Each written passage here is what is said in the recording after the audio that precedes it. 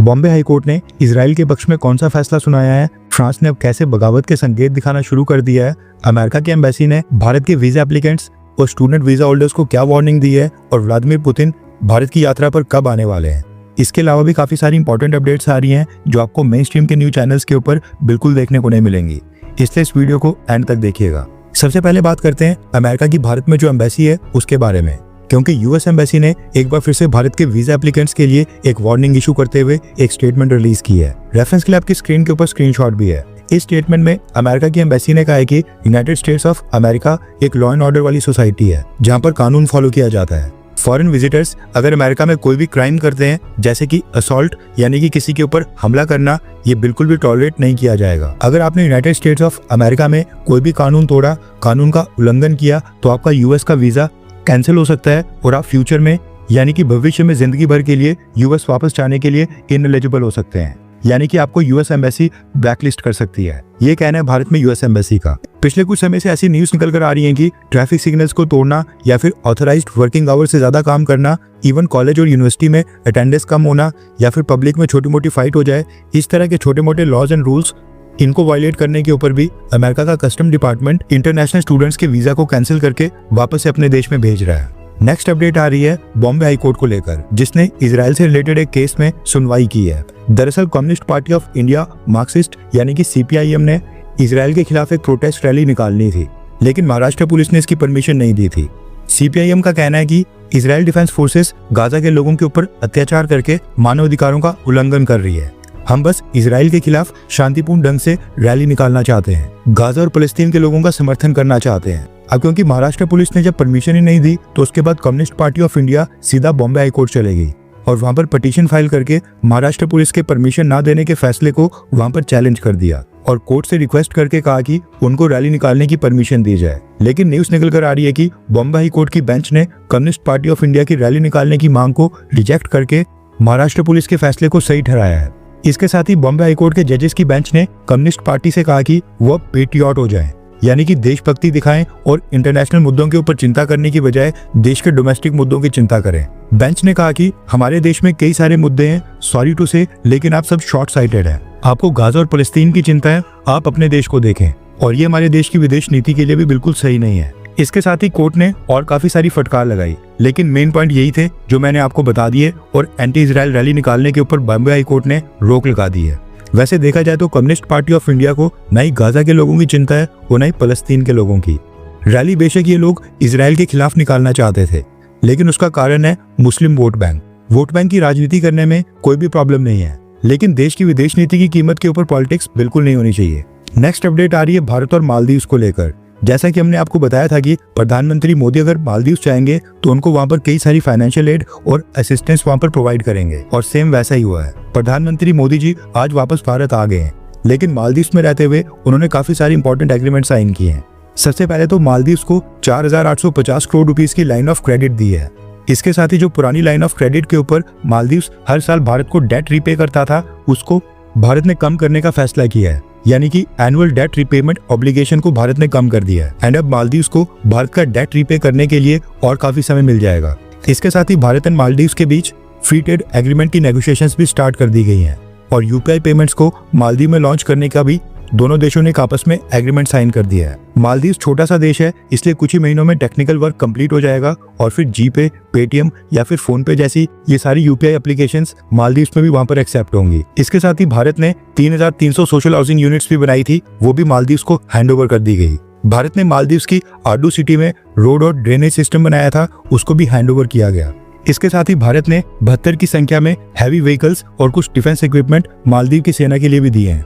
इसके बाद प्रधानमंत्री मोदी ने मालदीव्स में 6 और high impact community development projects का इनॉग्रेशन भी किया है। इसके अलावा भी और कई सारे एग्रीमेंट थे, जिनमें से इंपॉर्टेंट वाले मैंने आपको बता दिए।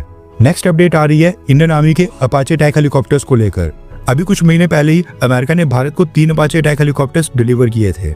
ये deal total 6 Apache attack helicopters की थी, जो भारत ने साल 2020 में साइन की थी। अब इसी को लेकर अमेरिका की बोइंग कंपनी ने भारत को नोटिफाई किया है कि वो बाकी के 3 अपाचे अटैक हेलीकॉप्टर्स की अगली कंसाइनमेंट इस साल के दिसंबर महीने में डिलीवर करेंगे, यानी कि उनके लिए अभी भारत को थोड़ा सा वेट करना पड़ेगा। नेक्स्ट अपडेट आ रही है इजराइल को लेकर। भारत के मित्र देश इजराइल के लिए एक और मुसीबत खड़ी हो गई है। और वो है यूनाइटेड किंगडम यानी कि ब्रिटेन के रूप में। फ्रांस के बाद अब ब्रिटिश प्राइम मिनिस्टर कीयर स्टारमर ने भी अब इस तरफ इशारा कर दिया है कि वो फलस्तीन को एक इंडिपेंडेंट स्टेट के रूप में रिकॉग्नाइज करने के ऊपर विचार कर रहे हैं। दरअसल फ्रेंच प्रेसिडेंट इमैनुअल मैक्रोन द्वारा फलस्तीन को एक इंडिपेंडेंट स्टेट के तौर के ऊपर रिकॉग्नाइज करने की अनाउंसमेंट के बाद अब ब्रिटिश प्राइम मिनिस्टर कीयर स्टारमर पर उनकी पार्टी के कई सारे एमपीज लगातार प्रेशर डाल रहे हैं कि वो भी फलस्तीन को एक इंडिपेंडेंट स्टेट के तौर के ऊपर रिकॉग्नाइज कर लें। न्यूज निकल कर आ रही है कि ब्रिटेन के 221 एमपीज यानी कि 221 मेंबर ऑफ पार्लियामेंट्स ने ब्रिटिश प्राइम मिनिस्टर को एक साइन लेटर भेजा है जिसमें फलस्तीन को रिकॉग्नाइज करने की मांग की गई है। अब इस प्रेशर के बाद ब्रिटिश प्राइम मिनिस्टर ने एक स्टेटमेंट रिलीज की है। स्टेटमेंट में कीयर स्टारमर ने कहा है कि हम ये पूरी तरह से मानते हैं कि स्टेटहुड यानी कि फलस्तीनी लोगों का अपना एक राज्य होना चाहिए। अगर सीज फायर होता है तो ये हमको एक ऐसे रास्ते के ऊपर ले जाएगा जहां पर हम फलस्तीनियन स्टेट को रिकॉग्नाइज कर सकें और एक 2 स्टेट सॉल्यूशन बनाया जा सके जो दोनों ही फलस्तीनियंस और इजरायलीज के लिए शांति और सुरक्षा ला सके। ये कहना है ब्रिटिश प्राइम मिनिस्टर का। अब इस स्टेटमेंट से साफ पता चल रहा है कि ब्रिटेन भी अब फलस्तीन को रिकॉग्नाइज करने के लिए धीरे धीरे ग्राउंड्स बना रहा है। फ्रांस के बाद अब ब्रिटेन G7 ग्रुप का दूसरा देश है जिसने फलस्तीन को रिकॉग्नाइज करने की बात बोली है। फ्रेंच प्रेसिडेंट इमैनुअल मैक्रोन ने तो खैर एग्जैक्टली बता दिया है कि वो सितंबर महीने में होने वाले इस साल के यूनाइटेड नेशन जनरल असेंबली के सेशन में फलस्तीन को एक इंडिपेंडेंट नेशन के तौर के ऊपर रिकॉग्नाइज करने वाले हैं। ब्रिटेन ने यहाँ पर एग्जैक्ट टाइम तो नहीं बताया है, लेकिन ये कहा है कि सीज फायर करने के बाद एक इंडिपेंडेंट फलस्तीन स्टेट बनाने का रास्ता क्लियर हो जाएगा।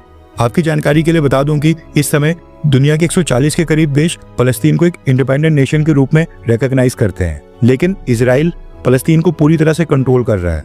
अभी तक क्या था कि अमेरिका, G7 के देश, यूरोपियन यूनियन और ये तमाम जितने भी वेस्टर्न वर्ल्ड पावर्स हैं इजराइल के साथ ही, लेकिन अब अमेरिका को छोड़कर बाकी सभी वेस्टर्न देश धीरे धीरे इजराइल से अपना सपोर्ट वापस ले रहे हैं।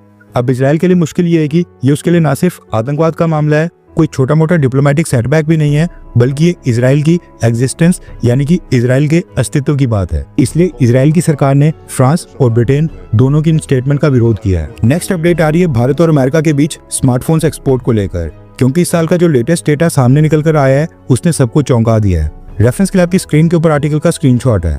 पिछले साल 2024 की बात करें तो अमेरिका टोटल जितने भी स्मार्टफोन्स इंपोर्ट करता था उसमें भारत का शेयर केवल 11% का था, जबकि चाइना का शेयर था 82% का। इसमें एंड्रॉइड प्लस एप्पल सभी तरह के स्मार्टफोन्स का डेटा है। यानी अगर अमेरिका के पोर्ट के ऊपर 100 स्मार्टफोन्स पहुंच रहे हैं तो उसमें से केवल 11 भारत से आते थे, जबकि 82 स्मार्टफोन्स चाइना से आया करते थे और बाकी के 7 दूसरी कंट्री से। लेकिन इस साल 2025 का जून महीना आते आते ये सारा डेटा ही पलट गया है। रिपोर्ट के मुताबिक साल 2025 के पहले 5 महीनों में अमेरिका के टोटल स्मार्टफोन इंपोर्ट्स में भारत का शेयर 11% से सीधा 36% तक पहुंच गया है, जबकि चाइना का शेयर 82% से सीधा गिरकर 49% तक आ गया है। यानी चाइना ने 33% मार्केट शेयर लूज कर दिया है, जबकि भारत ने 25% का मार्केट शेयर गेन कर दिया है। अब ये जो 25% का मार्केट शेयर है ये सीधा सीधा हमने चाइना का मार्केट शेयर खाया है, और बाकी का जो चाइना का 8% का मार्केट शेयर है वो दुनिया के बाकी देशों के पास गया है। इस समय अमेरिका के अंदर हर तीसरा फोन मेड इन इंडिया है। अब जो भारत का ये जंप है ये अकेले एप्पल आईफोन्स के कारण आया है, क्योंकि एप्पल कंपनी ने अपनी प्रोडक्शन का एक बहुत ही बड़ा हिस्सा चाइना से भारत में शिफ्ट किया है। प्रॉब्लम ये है कि सैमसंग और जो बाकी की एंड्रॉइड फोन्स की कंपनी है उनकी प्रोडक्शन भारत में उतनी तेजी से नहीं बढ़ पा रही है जितनी तेजी से एप्पल कंपनी ने आईफोन्स की मैन्युफैक्चरिंग को भारत में शिफ्ट किया है। लेकिन अकेले आईफोन्स के दम के ऊपर ही स्मार्टफोन्स भारत और अमेरिका के बीच मोस्ट ट्रेडेड आइटम बन गए हैं। नेक्स्ट अपडेट आ रही है थाईलैंड और कंबोडिया को लेकर। थाईलैंड और कंबोडिया के बीच का मिलिट्री कॉन्फ्लिक्ट अब तीसरे दिन में एंटर हो गया है और न्यूज निकल कर आ रही है कि 32 के करीब टोटल कैजुअलिटीज हो गई हैं, जिनमें से 15 सिविलियंस हैं। पाकिस्तान इस समय यूनाइटेड नेशन सिक्योरिटी काउंसिल का प्रेसिडेंट है, इसलिए कंबोडिया ने पाकिस्तान से मदद मांगी और इमरजेंसी मीटिंग करवाकर सीजफायर रुकवाने की मांग की। थाईलैंड और कंबोडिया की सिचुएशन के ऊपर अभी कुछ ही घंटे पहले यूनाइटेड नेशन सिक्योरिटी काउंसिल में एक क्लोज डोर मीटिंग भी हुई है, लेकिन थाईलैंड सीजफायर करने के मूड में बिल्कुल नहीं लग रहा है। वीडियो रिकॉर्ड करते वक्त अभी दोनों देश एक दूसरे के ऊपर आर्टिलरी फायर्स और रॉकेट लॉन्चर से अटैक कर ही रहे थे। नेक्स्ट अपडेट आ रही है भारत और रशिया को लेकर। न्यूज निकल कर आ रही है कि रशिया के प्रेसिडेंट व्लादिमीर पुतिन इस साल 2025 के लास्ट क्वार्टर में भारत की यात्रा पर आएंगे, यानी कि अक्टूबर से दिसंबर महीने के बीच व्लादिमीर पुतिन भारत आएंगे। डेट्स अभी कंफर्म नहीं हुई है, लेकिन रिपोर्ट्स आ रही हैं कि जब व्लादिमीर पुतिन भारत आएंगे तो रशिया भारत के साथ 2030 तक के लिए एक नई डील साइन करना चाहता है, जिसको लॉन्ग टर्म कोऑपरेशन प्लान 2030 कहा जा रहा है। ये एक्शन प्लान डिफेंस से लेकर trade, nuclear energy, oil and gas, space, artificial intelligence, research and development यानी कि R&D, उसके बाद जॉइंट मैन्युफैक्चरिंग और जॉइंट वेंचर टूरिज्म, इन सब के ऊपर फोकस करेगा। इन सारी फील्ड्स के अंदर रशिया और भारत आपस में कुछ टारगेट सेट करेंगे जिनको साल 2030 तक पूरा करने के लिए रोड मैप तैयार किया जाएगा। सोवियत यूनियन के पतन के बाद ये भारत और रशिया का पहला लॉन्ग टर्म कोऑपरेशन प्लान होगा। अब रशिया इसके लिए भारत को काफी पुश कर रहा है, लेकिन देखना होगा कि भारत क्या ये रशिया के साथ साइन करता है या फिर नहीं, क्योंकि हमें अमेरिका और यूरोपियन कंट्रीज के साथ भी रिलेशन को मजबूत करना है। आपको क्या लगता है कि रशिया के साथ long term cooperation plan 2030 sign करना चाहिए, हाँ या फिर ना? अमेरिका और यूरोप के साथ टाइज मजबूत करने चाहिए? नीचे कमेंट करके अपनी राय जरूर बताएं। हर 24 घंटे के अंदर जियोपॉलिटिक्स में बड़े फेरबदलाव और उलटफेर हो रहे हैं और भारत के लिए नए चैलेंजेस आ रहे हैं। कोई देश अपने फैसले से पलट रहा है तो कोई देश ब्लैकमेलिंग के ऊपर उतर आया है। सभी देश एक दूसरे को नीचे लगाने की कोशिश कर रहे हैं। इन सब के बीच हमारा भारत किसी भी देश से पीछे न रह जाए, इसके लिए मोदी सरकार लगातार कोशिशें कर रही है। एंड भारत की foreign policy, defence news, economy और ग्लोबल अफेयर्स का सही एनालिसिस हमारे चैनल इंडियन अफेयर्स का मिशन है और ये मिशन आपके सपोर्ट के बिना अधूरा है। इंडियन अफेयर्स हिंदी के ऊपर हम सभी फैक्ट्स और डेटा बिल्कुल सरल भाषा में एनालाइज करते हैं, बिना किसी एजेंडा के। अगर आप चाहते हैं कि इंडियन अफेयर्स का सही और ऑथेंटिक एनालिसिस आप तक लगातार पहुंचे, तो इस वीडियो को लाइक करें और हमारे चैनल इंडियन अफेयर्स को सब्सक्राइब करके बेल नोटिफिकेशन ऑन करना मत भूलिए। आपका एक लाइक हमारे चैनल को ग्रो करने में काफी मदद करेगा और एक सब्सक्राइब ये सुनिश्चित करेगा कि आप किसी भी इंपॉर्टेंट अपडेट को मिस ना करें। अगर आपने हमारे चैनल को पहले से सब्सक्राइब किया है तो दिल से धन्यवाद। जय हिंद, वंदे मातरम।